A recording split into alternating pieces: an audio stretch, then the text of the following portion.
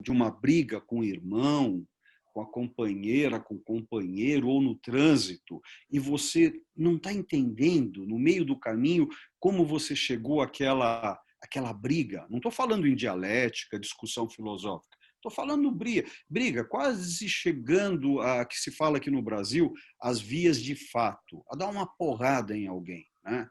Como mudar isso? Respirar. Na hora que você respira, você muda, né, a tua corrente sanguínea, muda teus batimentos e você desperta para um outro estado. Mas o que isso tem a ver do porquê da arte? Pois é, em primeiro lugar, a arte é comunicação. Em segundo, a arte ela serve para nos dar a visão de estados de consciência. Quer ver que legal? O luxo. O luxo é muito interessante. Outro dia eu fui ver um curso de luxo na Califórnia, bem legal. O jeito, acho tão engraçado o californiano falando, né? E o pessoal falando de luxo, luxo mesmo, luxo, como assim luxo como o mesmo, Olívio? Luxo, ostentação, tá? Pegaram? Luxo, ostentação. Mas o luxo é uma coisa muito importante. Quando que o luxo torna-se importante? Quando o luxo vira experiência. Como assim experiência? O luxo é conforto, né? Lembra aquela calça cara que a gente gosta de comprar? Por quê? É o corte dela que serve em você. Lembra aquela bolsa, né? Aquela bolsa bacana que foi vendida na Sotheby's há um mês atrás? Por que ela é interessante? Eu adoro aquele verde, como eu guardo as coisas. Ah, claro, como as pessoas irão me olhar a partir daquela bolsa, né? Porque nós somos carentes. A gente quer ser notado, a gente quer ser visto, só que a gente tem que tomar cuidado com essa arte. O tamanho do caro. Olha que legal, o tamanho do caro, o tamanho da carência. Carência, carinho, que é o contrário. Carência e carinho tem o mesmo radical? Tem, que é caro, né? Como eu tenho o apreço por estar aqui, mas por estar aqui eu tenho um preço, né? Então eu preciso saber lidar com o apreço e com o preço. Então a arte, ela explica o luxo e ela explica a experiência que o luxo te dá. Como assim? Aí você tem o luxo de poder viajar de primeira classe para Amsterdã. Aí você chega em Amsterdã, você vai no Museu Van Gogh, tá? Atrás do Rijksmuseum. Você vai lá, tá? Entra no museu, você teve que ter dinheiro para você teve que ter dinheiro para comer, você teve que ter dinheiro para se vestir, você teve que ter dinheiro para passear no mundo. Tá? E aí você chegando lá vai ter que pagar para entrar. Tá? O que acontece? Né? Naquele momento que você está com tudo isso, se você não souber, né, não teve o luxo, não teve a experiência de saber quem é Van Gogh, não vai adiantar.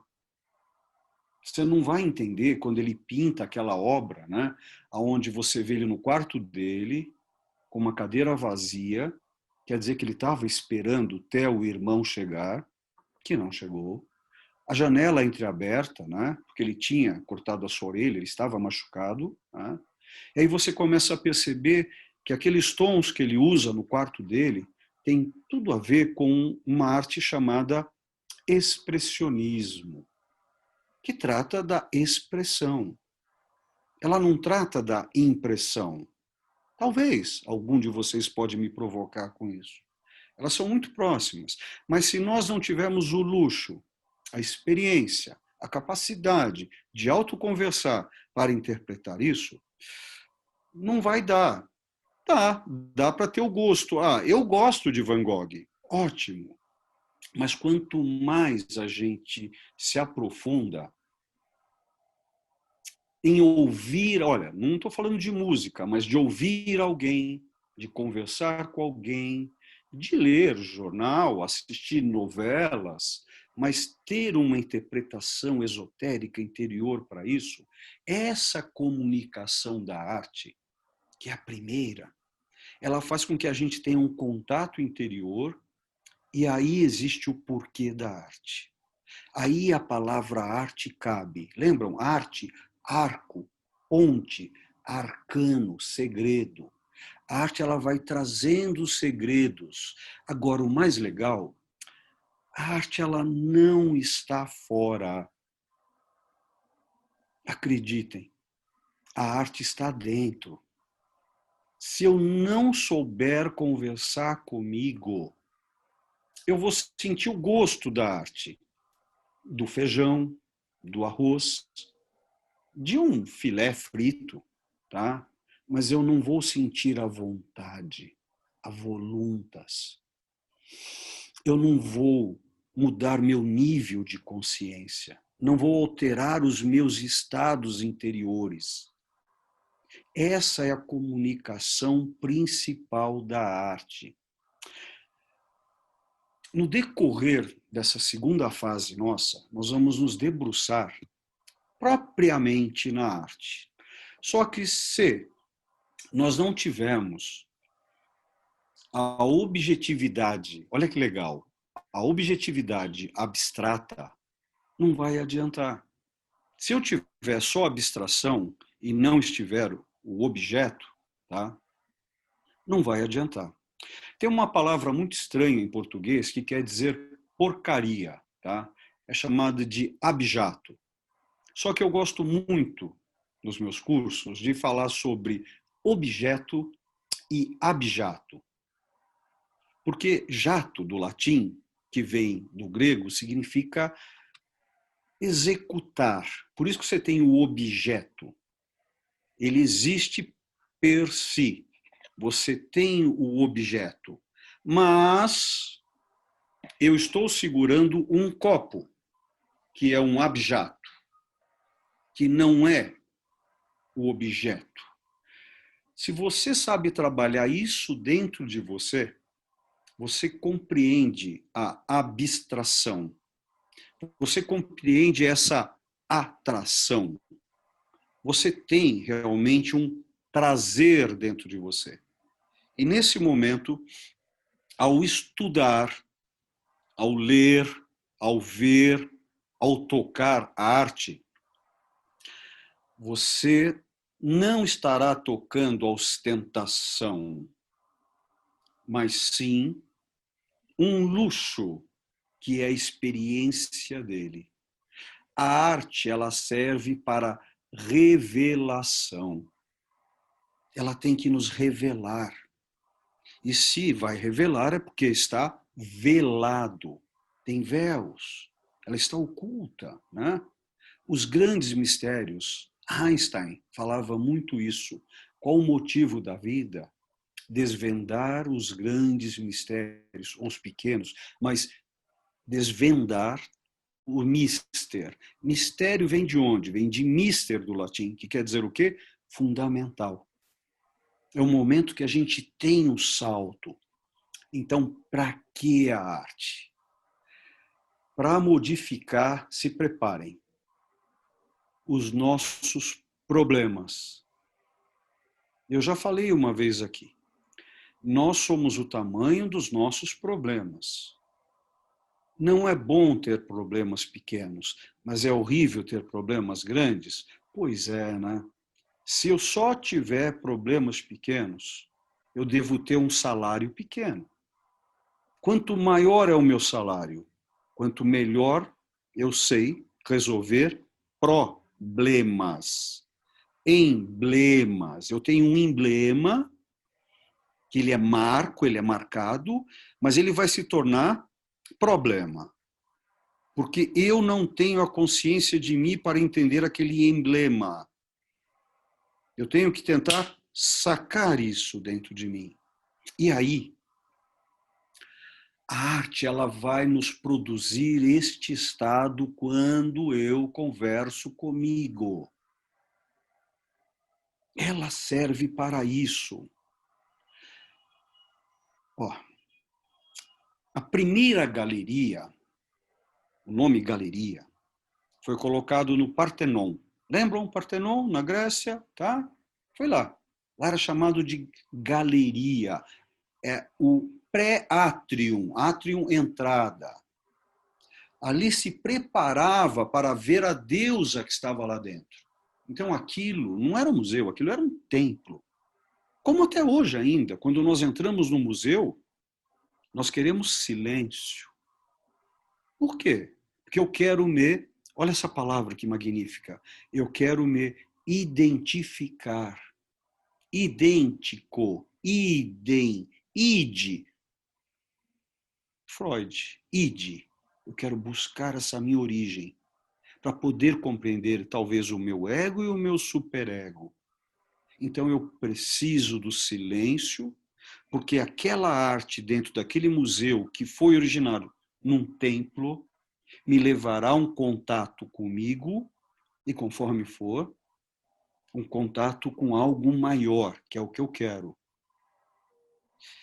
E o outro motivo fundamental para a arte, ela preenche. Qual o maior problema que cada um de nós tem? Olha só, o pior problema é o vazio. Lembram desse sentimento? Quando eu perdi algo que eu tinha, para tocar muito, perdi um amor. Lembram quando vocês perderam um amor? Como foi aquele vazio? Né? Eu perdi a bolsa, um negócio que eu estava investindo em algumas ações e perdi aquele dinheiro ia me propiciar comprar um carro novo, porque eu preciso preencher o meu vazio do carro novo. Eu preciso preencher o meu vazio da casa nova. Eu preciso preencher o meu vazio de uma blusa nova. Eu preciso... Opa! De onde vem o vazio? Do estômago. É o primeiro vazio a ser preenchido. Aí vem uma dorzinha. Opa, está na hora de comer, está na hora de beber. Aí eu preencho. Acontece a mesma coisa com a vida, o espírito, a alma e a arte. Ela preenche, ou melhor ainda, por quê? Ou com o que ela preenche? Olha que legal. Consigo próprio. É no feedback. Quando você faz a leitura de si na obra de arte que você está vendo. Obra de arte enquanto fala. Como assim fala? Pelo que eu compreendo até hoje, vocês vão me entender. Eu sou um historiador. E quanto mais eu estudo história, eu percebo que eu estou errado. Lembra a primeira aula? Errado, errate, um. Um vezes um, um. Tá? Então, errado quer dizer para mim mudança. É muito difícil estudar a história, portanto, o passado, com a compreensão que eu tenho hoje. É quase que impossível retornar, porque nós nunca vimos, né? Então, são traduções que, primeiro, lembram? Tradução do latim e italiano traire. Traduzir é trair, porque eu não sei escrever sem me colocar na tradução. E vocês sabem que eu não acredito em sinônimo, mas eu tenho que usar sinônimos. Então, quando eu começo a estudar a escrita, eu percebo que a oralidade era a primeira forma de arte. Tá? Passar as mensagens através de orações. E, portanto, para passar a partir de orações, eu preciso de musicalidade. Como que eu tenho a música? Qual que é a primeira percussão? É ouvir o meu coração. Então, as poesias.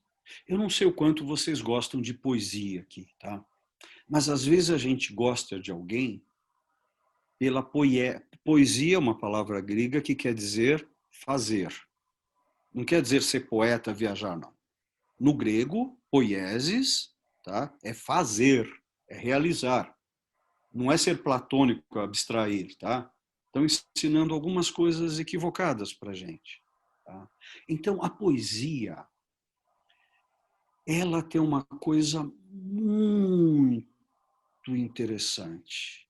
Ela pede métrica, matemática, pulsação. Eu não sei se vocês estão reparando, dos anos 60, 50 para cá, as poesias não têm mais métricas. Vamos falar de uma poesia com métrica. A comédia, escrita no século XIII por Durante Alighieri, só adquiriu o epíteto de A Divina em 1555. Tá? Esse cara, ele escreve a poesia de uma tal forma com a métrica que é a base até hoje do idioma da língua italiana. Foi que um cara de um olho só, Camões, fez com as poesias dos Lusíadas. Então, a poesia que cria a gramática, a matemática, a arte do falar. Ó, eu estarei lá ontem. Claro que eu estarei lá ontem. Como isso é cacofônico, né? Mas se eu tiver máquina do tempo, eu posso voltar. Eu não tenho. Então, a primeira arte, eu volto, é conversar consigo para tentar entender o vazio. E quando esse vazio é preenchido, se ele é, que ele também não dura muito, né? Lembra que nós vamos ao restaurante. Por que nós vamos ao restaurante? Porque precisamos nos restaurar, né? Porque eu preciso estar me restaurando com a alimentação. E eu preciso estar me restaurando com a cultura. Eu preciso estar conversando comigo. Eu estou certo enquanto estou certo. Eu estou errado enquanto estou errado. A mutabilidade, ela é única. Ela ocorre o tempo todo. Porquê da arte? Preenchimento. Primeiro ela comunica, depois ela preenche, e aí eu posso começar a tentar entender um tratado de 30 mil anos, da entrada de uma caverna do período parietal. Quando nós formos falar agora da pintura das cavernas, nós vamos falar das pessoas, a partir de um aprofundamento maior. Quando nós formos falar da cidade, as cidades-estado ou cidades-estados, né, nós vamos compreender de onde veio a cidade, o que é um sumério, um egípcio, um grego. Tá? É muita matéria, mas ainda nós estamos, né, em 180 graus e tentando fechar nos ângulos. Né? Quando nós formos falar da Idade Média, do Renascimento, do Barroco, do Neoclássico, do Iluminismo, do Romantismo, do Realismo, Impressionismo, Pós-Impressionismo, Fauvismo. Quando nós fomos definindo essa questão chamada moderna, né? Moderno é muito louco falar de moderno hoje, porque o moderno, enquanto história, é de 1453, o período moderno. O período contemporâneo em história é em 1789. Então, as palavras elas têm a sua localização. Então, o que nós estamos tentando fazer aqui é nos entendermos em tudo isso. Tá? Mas hoje, eu quis debruçar aqui na questão do para que a arte. Espelho, autoconversa, preenchimento. Quando eu abro esse... eu vou usar o The Black Mirror, né, que é bem legal. Quando eu vejo o Black Mirror, quando eu fecho os olhos, né, que espelho é esse? Né? Esse espelho interior.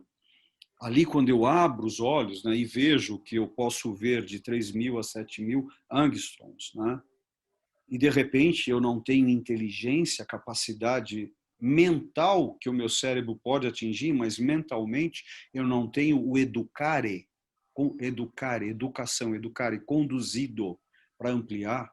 Quantos déficits o Olívio Guedes tem para tentar interpretar isso, né? Por isso que os grupos são importantes. como eu já falei antes, daí que surgem os grupos, as sociedades secretas que se aprofundam no conhecimento interior. Isso é fundamental. Por isso que ligar, religar religião enquanto arte é fundamental. São esses níveis, esses planos, esses starts que nós temos, que são fundamentais. Então, a arte, ela serve para quê? Para comunicação, para preencher, e para preencher eu preciso saber aonde eu estou vazio. E a partir desse momento, saber experienciar esses momentos. E claro, acho que a minha condução através da fala aqui, ela é mais mágica do que ciência. Mas eu adoro a magia. A ciência ela é muito importante, porque ela me dá métodos para poder compreender o que eu posso compreender da magia. E nós vamos entender muito bem da magia no século XI, XII, XIII, saindo da Baixa Idade Média, indo para o Renascimento e explodindo na ciência do Barroco. Vocês vão sentir isso durante esses nossos encontros. Hoje, eu espero ter passado para vocês o porquê de nós termos falado de arte, né? E como falamos no primeiro módulo. Hoje eu espero agora estar fazendo a ponte do que nós fizemos, o que nós vamos tentar fazer.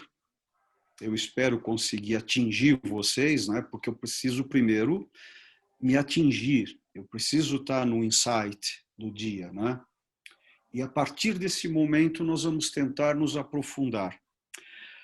Nós podemos, eu acho necessário até, minha querida Sônia e Val, nós podemos começar a criar uma técnica entre nós, como vocês saberão o título das aulas que nós vamos ter, os módulos, né?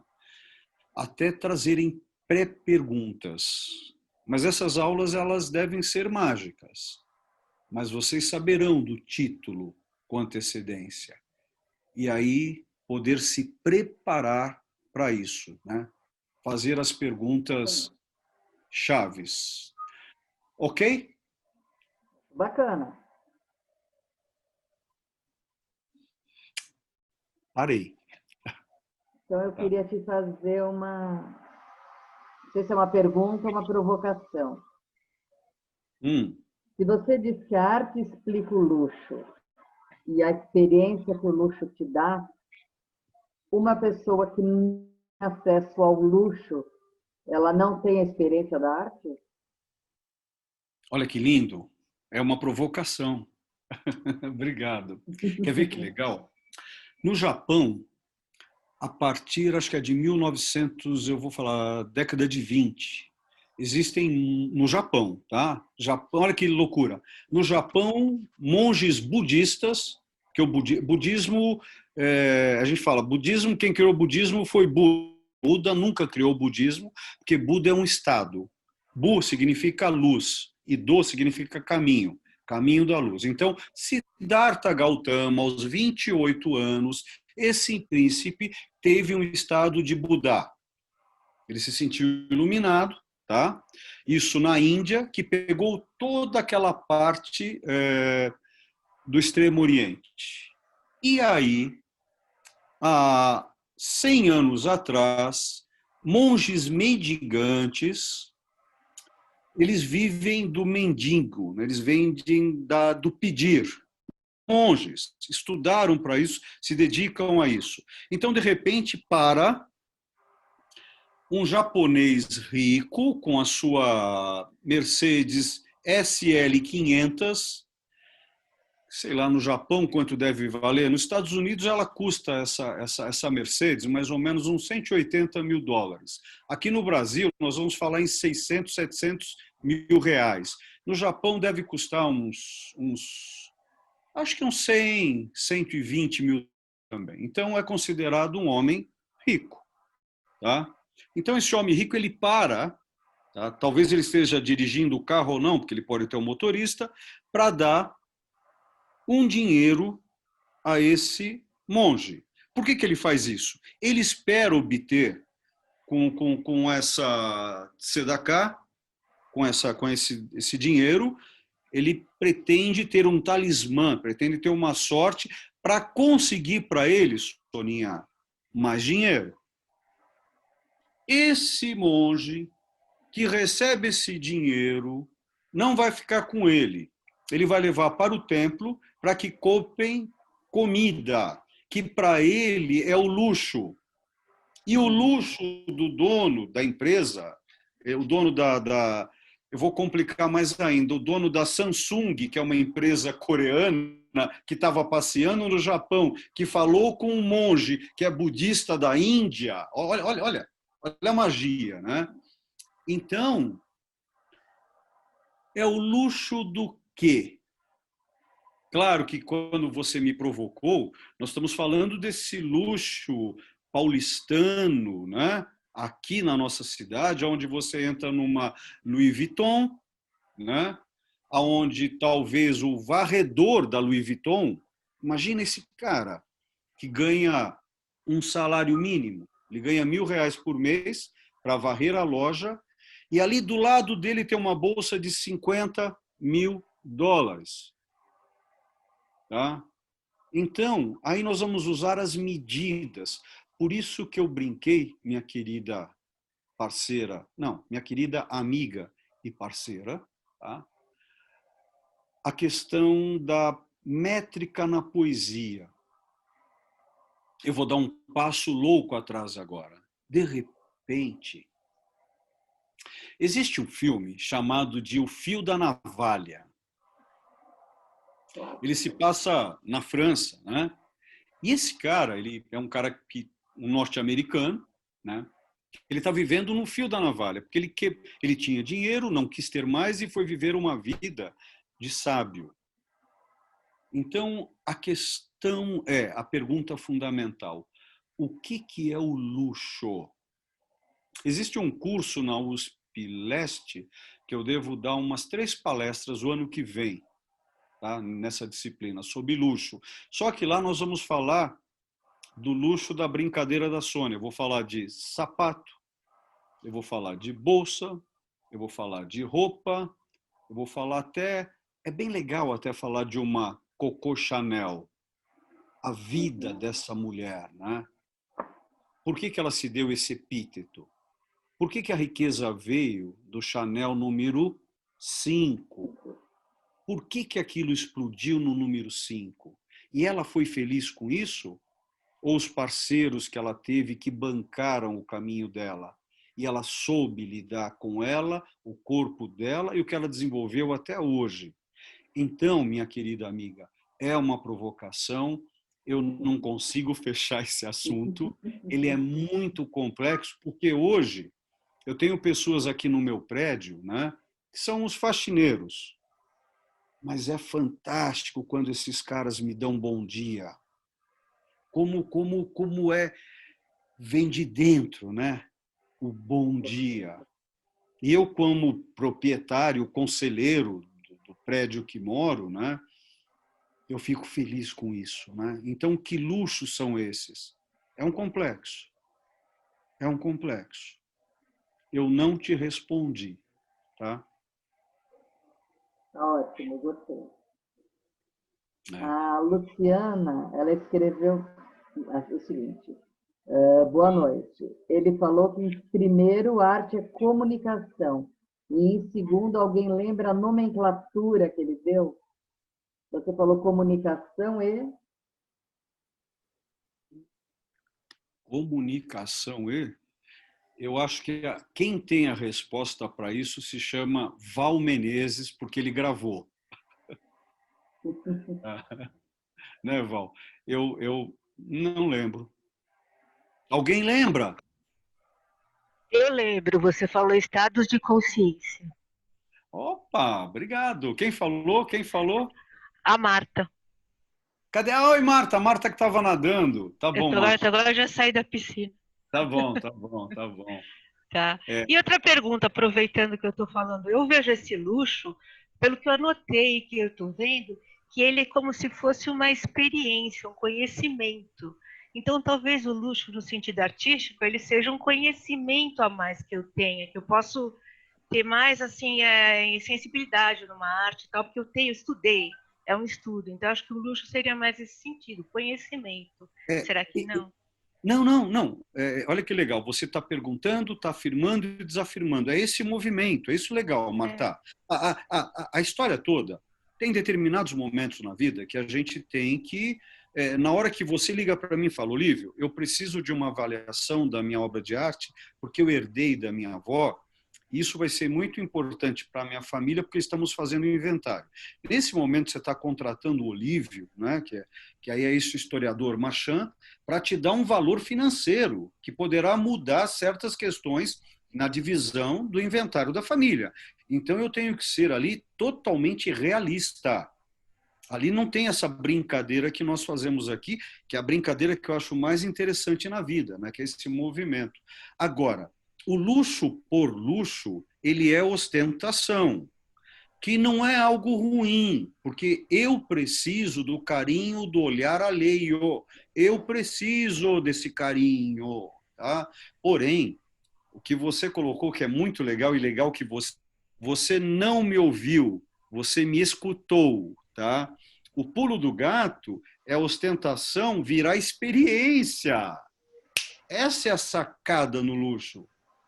Quando você coloca algo que seja uma joia, lembram a palavra acessório?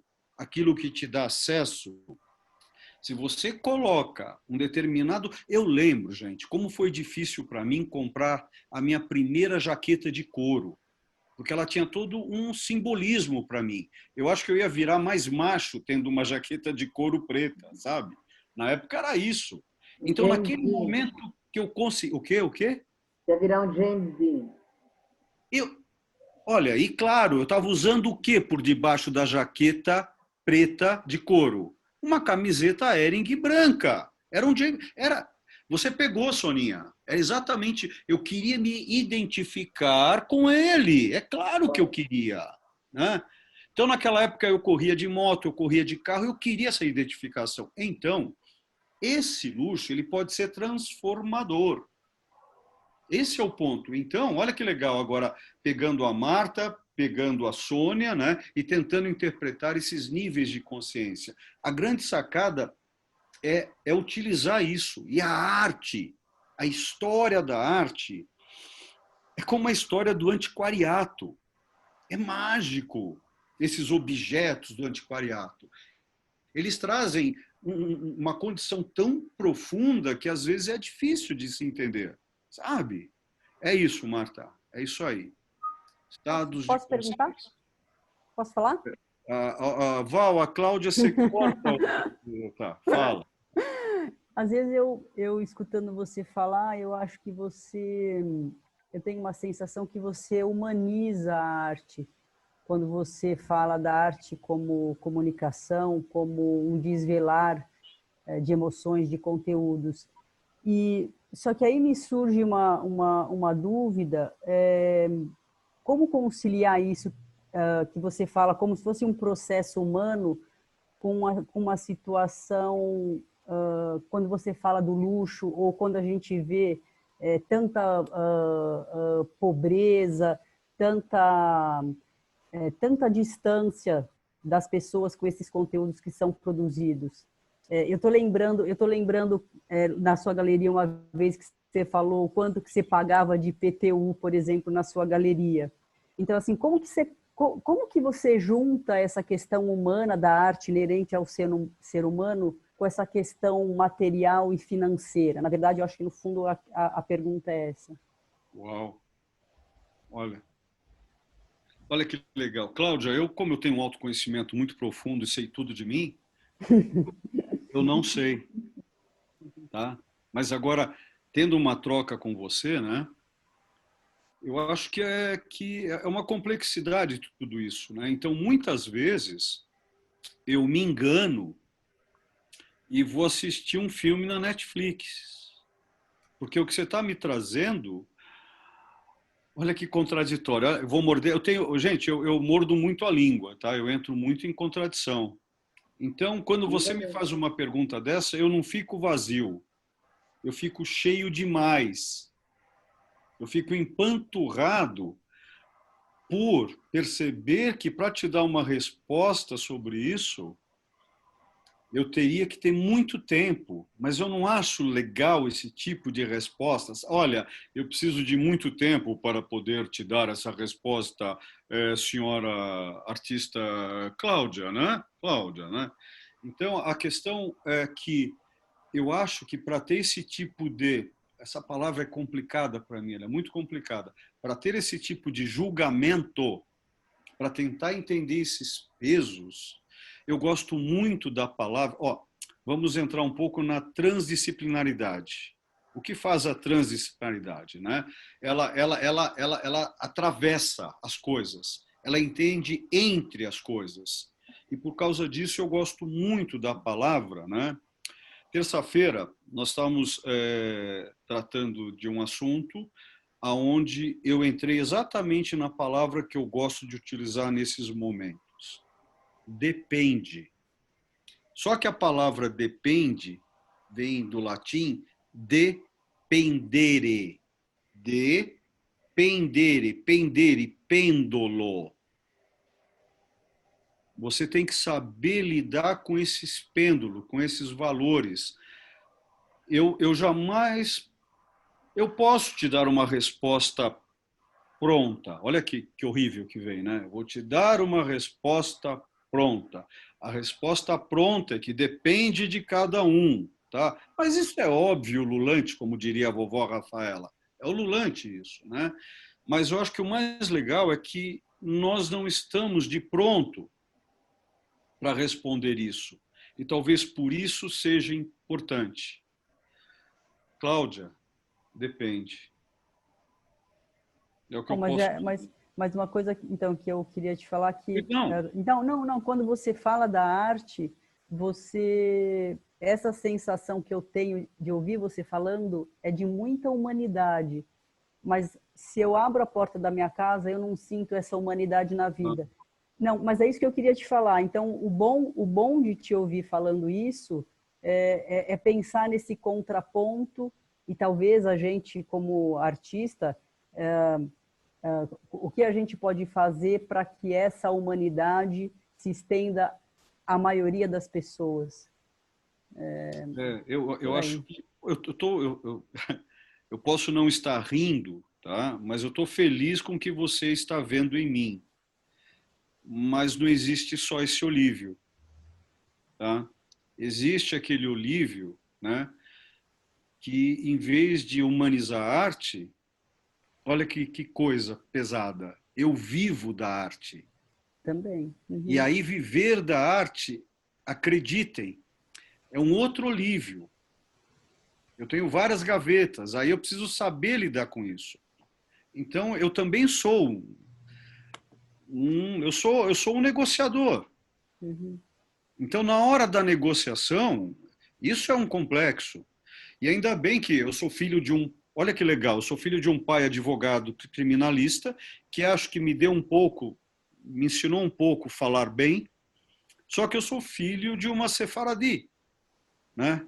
Onde essa mulher que lidava com joias e me ensinou a negociar.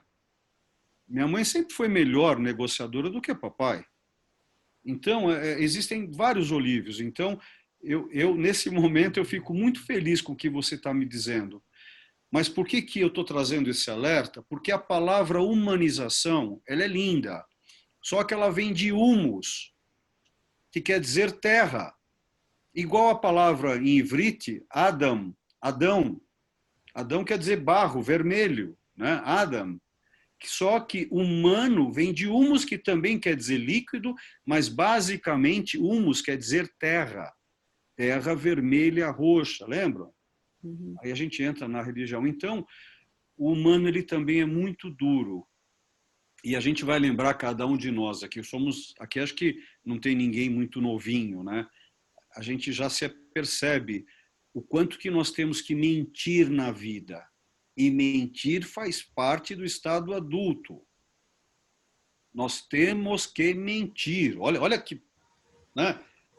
Imagina alguém enfiando o dedo no teu nariz e te chamando de mentiroso. Isso pesa, mas não tem como viver nessa sociedade em ser totalmente, olha agora, ingênuo e ser de verdade o tempo todo. Não é possível. Em primeiro, porque nós temos como regra a teoria da complexidade, que ela nunca vai fechar.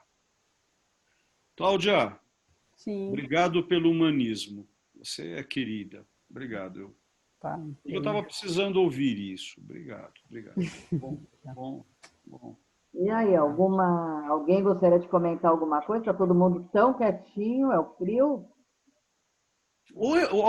Gente, eu sei que eu vou falar mal de mim. Eu não sou um cara fácil para falar, tá? Mas eu estou tentando trazer aqui. E uma coisa, hein? Tudo isso que eu estou falando, acreditem em mim agora. Tudo isso não me pertence, isso não é meu. Eu ouvi, eu vivi, eu estou aprendendo. Então, todo esse conteúdo, né, é tão legal quando você vê alguém falando, você fala, nossa, como aquele cara sabe, de onde veio tudo aquilo. Isso não é meu, né? Isso é tudo nosso. Vocês estão juntando o conhecimento de vocês com o que vocês estão ouvindo de mim. O que eu espero estar fazendo aqui é espelho. Essa arte como referência, ela serve para isso. E o que eu vou tentar passar agora, vocês viram, passamos o primeiro módulo, um autoconhecimento, se possível. O segundo, a gente vai se debruçar mais na arte. E vocês vão ver como isso é impressionante. Isso que eu aprendi com os meus mestres, tá? Alguns de universidade e outros não. Outros foram realmente mestres, tá? E esses grandes mestres, nenhum deles era doutor. Olha que legal isso, hein? Tá? A São os Flávia tem uma verdadeiros... pergunta para você. Quem? A Flávia. Pode ou não? Não dá Tira o tempo. som dela, Flávia não, Dá né? tempo? Fala, Flavinha, óculos. Deixa eu te falar. Você estava falando do verdadeiro valor do grama das palavras, né? Isso. E na arte, como é que a gente faz para dar valor? E aí você falou do Van Gogh. Aí eu lembrei que o Van Gogh, na época que ele pintava, ninguém dava valor para a arte dele. E por que que hoje a arte dele é tão impressionante? Olha, Isso. nossa, eu vou te responder bem rápido agora, porque vai ter uma das aulas, a gente vai se debruçar, eu vou trazer aqui, hoje eu estou achando até estranho que a Sônia não brigou comigo ainda, né? Sônia, não teve figurinha. Vou brigar depois, não teve nenhuma figurinha. Depois não teve figurinha.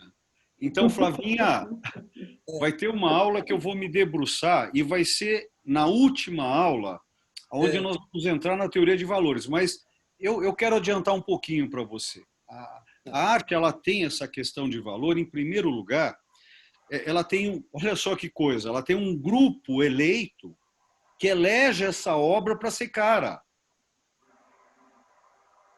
Você está entendendo? Tem um grupo. Qual é esse grupo? Os curadores, diretores de museus, os escritores. Todos os escritores que tratam de arte são pouquíssimos artistas. Quantos artistas que vocês conhecem, vocês artistas e não artistas, que viram artistas escrevendo livros sobre história da arte? Quem escreve sobre história da arte são sociólogos e filósofos. Não tem artista escrevendo, porque não tem tempo para fazer o que a Cláudia falou. Não dá para humanizar. Tem que historiar a arte. Agora, quando a Flávia pergunta na questão de valores, tem toda uma... É como eu fico impressionado, né? Eu não aguento mais ver a Globo News, eu vejo hoje a CNN, né? E aí, de repente, o cara chega... Hoje a Bolsa esteve no vermelho o tempo todo.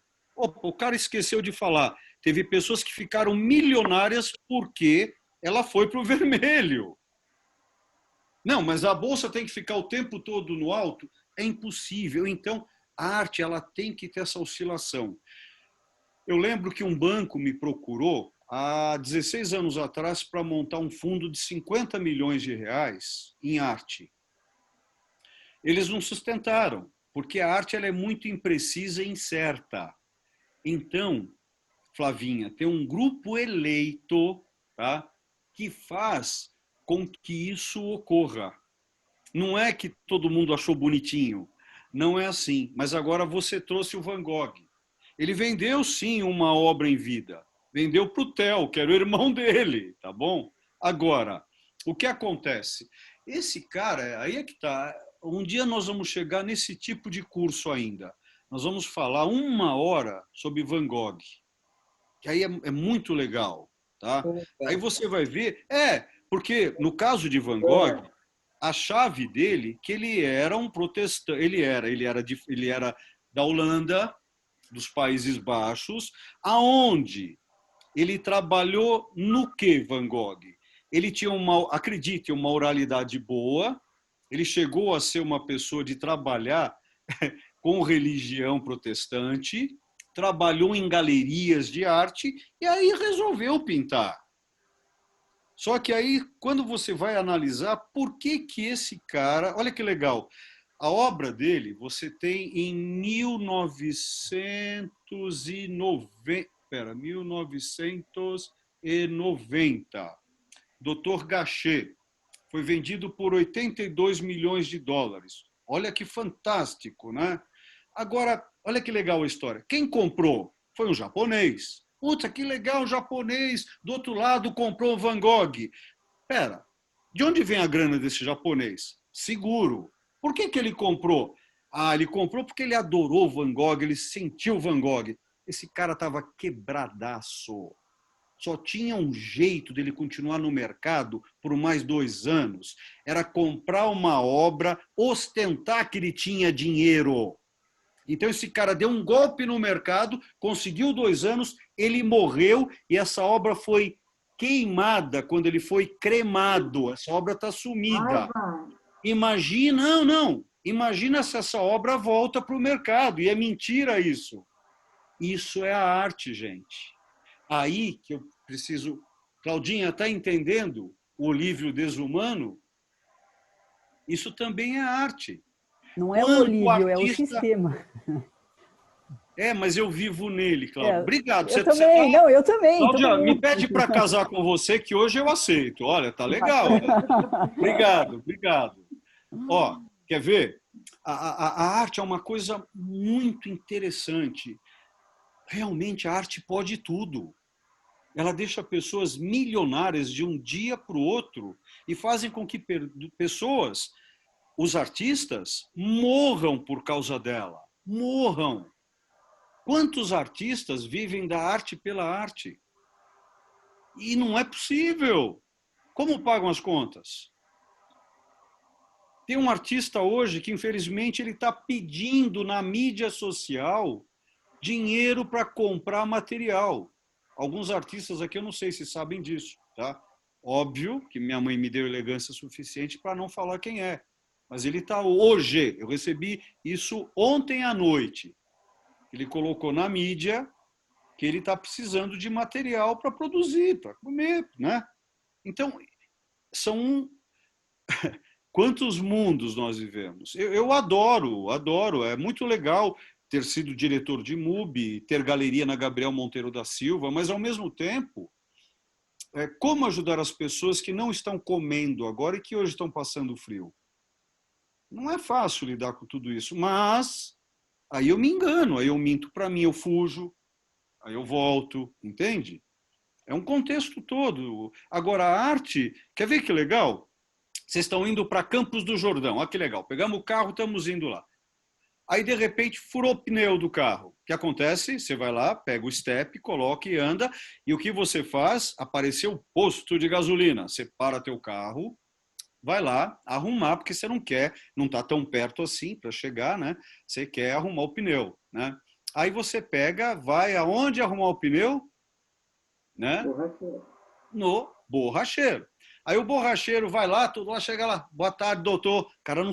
Puxa, eu pergunto, como que ele sabe que eu tenho doutorado? Né? Ele fala, boa tarde, doutor. Né? Vai lá, pega o pneu, põe na banheira para ver onde está o furo. E olha que legal, gente, se preparem. O que tem em cima da banheira? Uma gostosona, aquela mulher pelada, nua, linda. Essa é a arte dele. Então, cada um carrega a sua arte. Olha que pirante isso. Lembra quando você vai na casa do amigo teu e fala, olha, eu tenho um Romero Brito, o que você acha? O que eu vou falar? Nineta, me ajuda, Nineta! Tá? Então, é isso, né? É isso. É muito legal quando você entra no apartamento duplex aqui no Brasil. Nessa época, eu trabalhava junto com a Renê Bear, tá? Quando ela montou o acervo dela, aquele anexo. Lembra a casa dela? Tá? Lá nos Estados Unidos. Aí eu acabei conhecendo quem trouxe o Credit Suisse aqui para o Brasil. Ele morava perto do Champs-Élysées, num triplex, e aqui ele morava apenas num duplex. Aí eu fui ver a coleção modernista dele, Flávia, os valores da obra, sabe? E ali a gente vê um apartamento que hoje deve valer aquele duplex, sei lá, de 8 a 12 milhões de reais. Uma obra que ele tinha no corredor já pagava isso. Entende? Então é um complexo, sabe? Arte é isso. Agora, quanto custa um Picasso 1904, fase azul? Tá? Você vai falar, depende. Se for a Paloma vendendo, a filha dele, é um valor. Se for alguém do mercado, outro. Se for Sotheby's, Christie's, L'Hotel du Roi ou Phillips, né? São outros valores. Isso é o mercado de arte. Agora, nós estamos aqui filosofando e agora você entendeu, Flavinha? Entramos para o mercado. É um outro Olívio, sabe? É um Olívio que você liga para mim e fala, Olívio, tendo dólar hoje? Eu vou te responder. Só que ligado à arte, tá? É lindo também, porque aí nós temos que entrar, lembrando que todas as palavras e economia, está chegando a hora, né, Val? 3 minutos. 3 minutos. Então, quando a gente entra em... Lembram que todas as palavras em administração, economia, contabilidade, elas têm uma linha de amor, né? Lembram? Caro, carinho, né? Caro, carícia, né? Olha aí a palavra. Preço, apreço, economia, aikos, nomia, local da casa, medida da casa. Então, é um complexo. Agora, eu espero estar ajudando a vocês e eu espero estar não ajudando a vocês. Eu quero que vocês bebam das fontes que eu bebi e quero que vocês duvidem das fontes que eu bebi.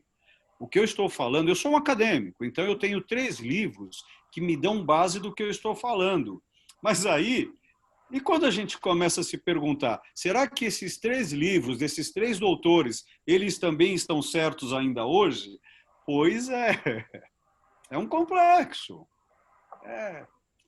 Sônia, acho que é time, é tempo. Hoje, né? nós temos horário para terminar, porque nós precisamos da plataforma, mas de qualquer forma, é uma Porque a delícia. plataforma, qualquer forma... tá. Eu estou fazendo uma poesia. É legal. Te adoro. Tá bom, meninos, Então, meninas, todos. vamos. Liga Até os sons quinta aí, que Val. Eu vem. quero ouvir todo mundo gritando aí. Liga o som, Valzinho. Liga. Tchau, Aí. boa semana. Ô, Jorge, Tchau, conseguiu gente. entrar, Jorge? Obrigado, Que bom que Olívio. você entrou, cara. Que bom que você entrou. Consegui. Boa noite. Consegui, pô. Boa noite. Foi ótimo, parabéns. Adorei a aula. Obrigado, tudo de bom para vocês aí. Muito bom. E a semana Boa que noite, vem obrigada. é arte mesmo, é pauleira, tá bom, gente? Obrigada. Obrigado, Olívio. Obrigado, tudo de bom, Olívio. Nada. Tchau, tchau. Tchau, Tchau, beijo pra todos.